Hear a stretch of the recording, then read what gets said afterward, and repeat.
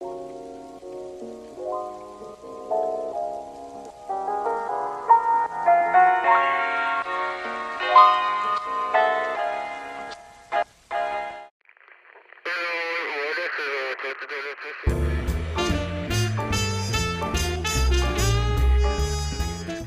to the region's only public safety radio talk show.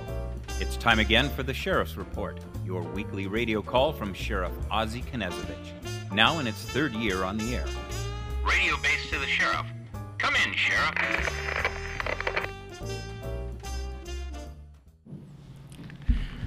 Well, good afternoon, folks. This is Sheriff Ozzie Knezovich with the Sheriff's Report.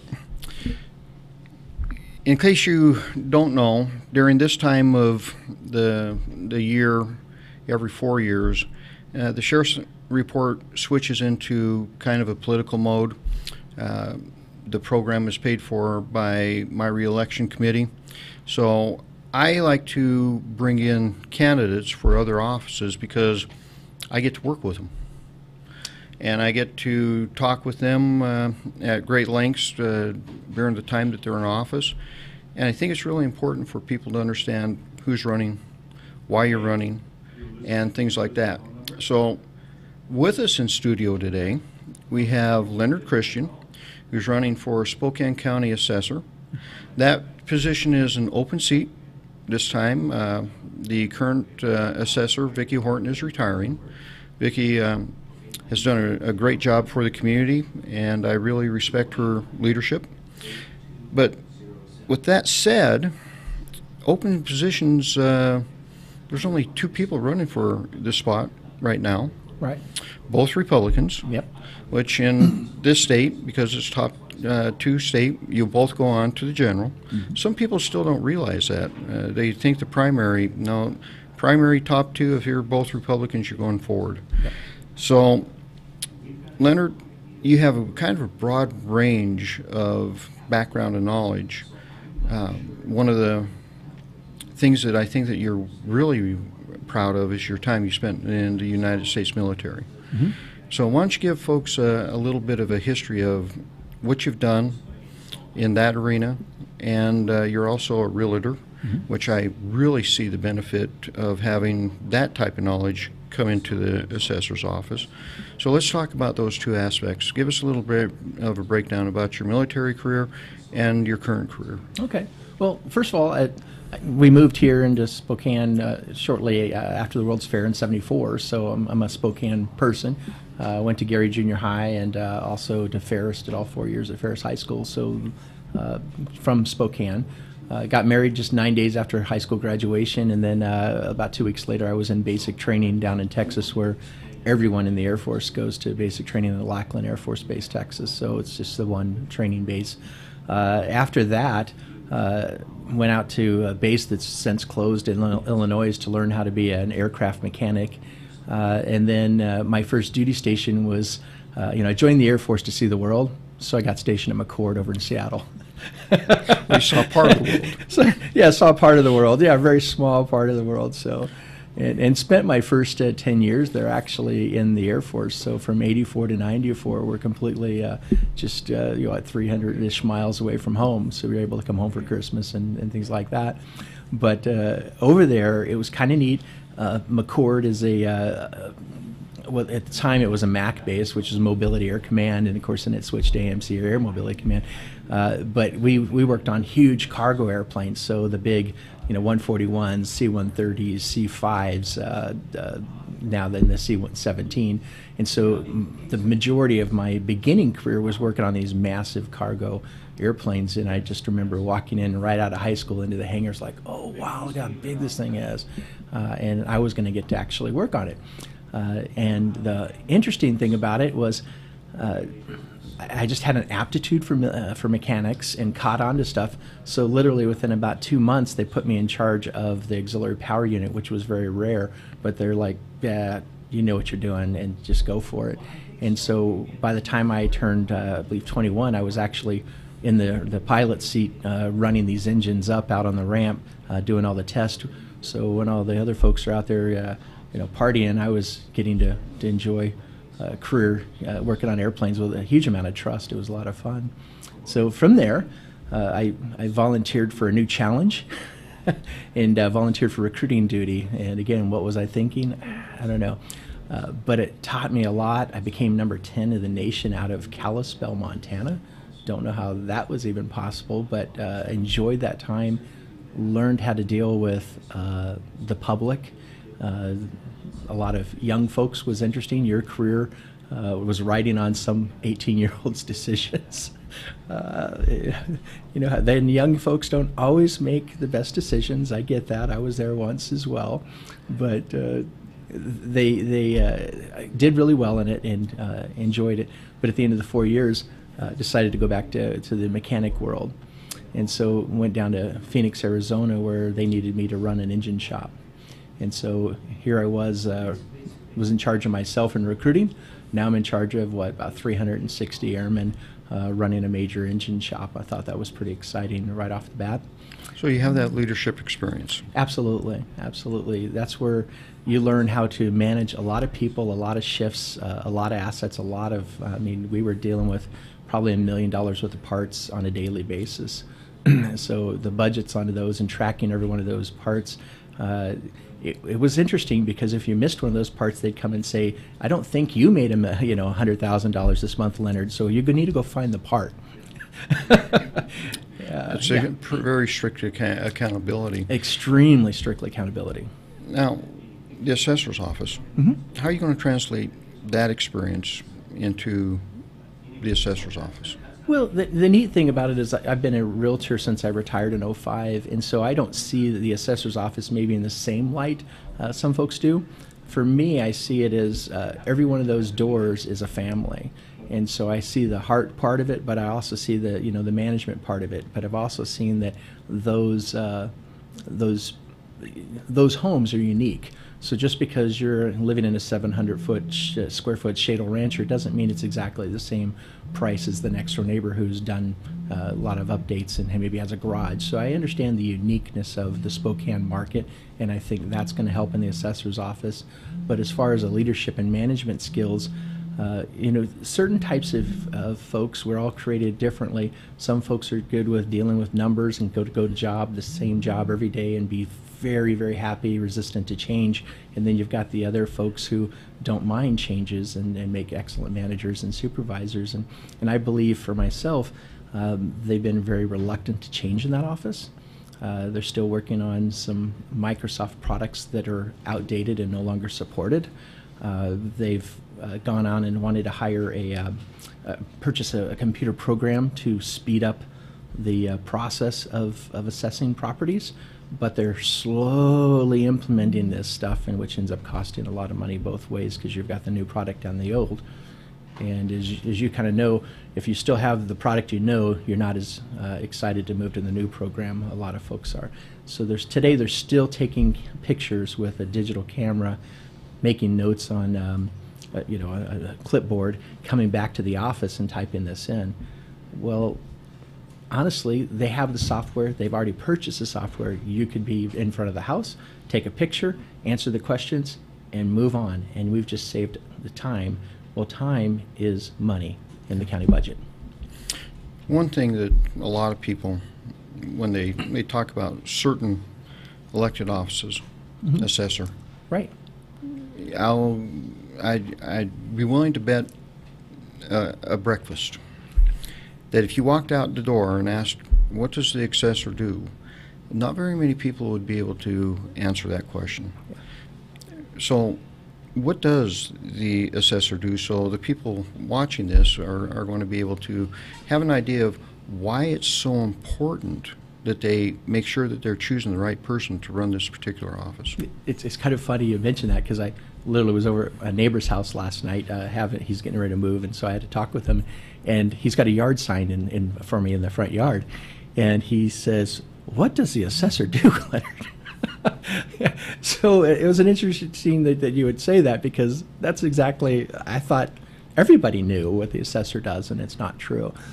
So the assessor is responsible for placing a value on parcels and personal property. So there's over 230,000 parcels in Spokane County that you have to put a value on. So the Treasurer's Department will actually tax the property. We just put a value to say, hey, this levy rate applies to this amount of money that your home is worth. So it's really important that the assessor's office is extremely accurate, so you're not paying too much. So if your square footage is wrong, or they have you down as a 2-car garage and you have a 1-car garage, or your home isn't finished if you're having new construction, those are important things that can cost the taxpayer more money out of their pocket. And so they also have several different offices in there. So one of the offices is the senior exemption, disability exemption. So if you're a senior and you want to stay in your home, you can file for an exemption from property taxes, and that's one of the things that's covered in the office. But they also do the segregation portion. So if the home builder wants to subdivide a neighborhood and start building homes, they come to us to help do that. That's kind of a roadblock if we don't get that done on time. And then also Open Spaces Act and commercial property and business personal property. So like if you have a hotel and it has chairs, those could be taxed as well inside the hotel. Mm-hmm. So with that in mind, and you talked a little bit about the software aspects. Mm-hmm. Yep. Technology, all of us in the elected positions are trying to find the best way to run our offices and maximize the amount of money that we have to do so. Besides the software, what other things do you see that may be needed in the assessor's office? Is it a manpower issue? Is it solely a technology issue? Besides the software, yep. What are the things you see that you need to, when you hit the ground, you need to start working on to get the office to a level where it is working hand in hand with the treasurer's office? Right. Because a lot of people don't realize that the assessor and the treasurer work very closely to each other. And there are times that, the workload in one office really will dictate the workload in the other office. Mm-hmm. An excellent question. I actually sat down with a manager from the treasurer's office just a week ago over coffee on this exact issue. How does the office interact and what could be done differently? And amazing conversation, because I had no idea that they were so closely together. The first thing that came to mind was the assessor's office is running very late on assessments. They're supposed to be out to you in your mailbox the 1st of June. Last year they didn't arrive in your box until November. Well, that has a kind of a snowball effect on the other offices. They're having to wait until the rolls are certified by the assessor before they could start doing their job. So until they basically are doing it on guesses and estimates, and then they have to reconcile. It costs them a lot of extra work. And of course, then they've got to hurry like crazy to get caught up because of the slowness in the assessor's office. I believe that I can help get rid of that backlog. But most importantly, as this conversation went along, was there's times when the assessor's office is busier and the treasurer's office is busier, and they seem to be opposite. And the treasurer's office suggested that we share some full-time employees to cover those, so we don't have to hire somebody in one or the other office, and we just deputize them both in both offices. What an amazing idea. But the current folks just would rather keep that control and keep everything in that one office, so they'd rather live with those highs and lows and just deal with them instead of having shared resources. And I know that what you're talking about, because I talk with Mike Volz, often deputy treasurer, and these are the type of innovative ideas that Mike would like to see move forward. Yes. The sharing of personnel, that is a win-win for both the offices. And it's a win-win for the county and the taxpayer, because you don't have to go and hire your own staff to do this. They don't have to double and hire over here. So those type of innovative ideas are the things that I think that we really, as electeds, have to take a hard look at. Okay, yeah, it's territory. And let's face it, folks. People do not like people messing with their empires. The problem is, it's not your empire. Correct. It's the people. Correct. We work for them. Mm-hmm. And we should be doing everything in our power to make sure that we're maximizing those assets that are given to us to serve the folks out there. I think that would be one of the greatest aspects if we could actually get that model Mm-hmm. in tune and on board. Have you had a chance to talk to, because you have an open seat in the treasurer's office. Right. Have you had a chance to discuss that with anybody other than Mike Volz, who's the deputy treasurer? Mm-hmm. You know, maybe Mr. Baumgartner is Yep. interested in that Yeah. position. Have you had a chance to talk to him about that? Well, the neat thing about Senator Baumgartner was that I actually worked with him when I was a legislator in 2014. I was in the House, he was in the Senate.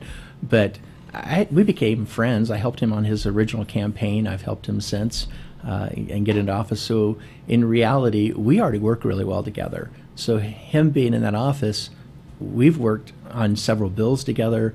And I'm not going to see that territorial issue because, number one, I've never worked in that county government.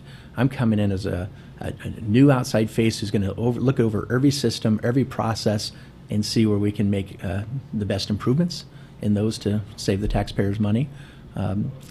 Mike Volz, as you were saying, he actually had a conversation with me. He says, we actually start, because when people get their tax notice in the mail, we actually start the senior exemption programs in our office, the treasurer's office, most of the time. He says, then when we help them get all the application filled out and everything else, we say, sorry, we can't help you. Now you have to go to the assessor's office.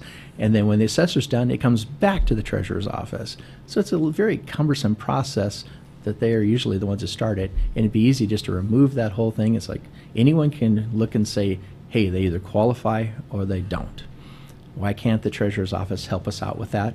We help them out with that. We can streamline that process and remove our backlog. Right. So Now, you just mentioned something that I don't think a lot of people may know about you. You have held elected office before. yes. You were appointed to a position of out in the 4th District, one of our representatives. In my opinion, you did a really good job during that time frame. What was one of the most important aspects that you learned from that experience that you're going to be able to use and translate back into the current position you're looking at? I loved that time over there. I literally got appointed on Thursday and had to be there on Monday to start. It was that quick, which was an amazing honor to do. And actually, my wife went over with me. I've been blessed with a stay-at-home wife, and so she came over and supported me. So what was neat was that I got to see people in the caucus room and out on the floor. I got to make friends on both sides of the aisle. I made friends with several of the legislators here that are Democrats, and enjoyed just conversations, talking with them, lunch, coffee, whatever, because I wanted to get things done. I was actually able to get a bill passed that protects citizens' data.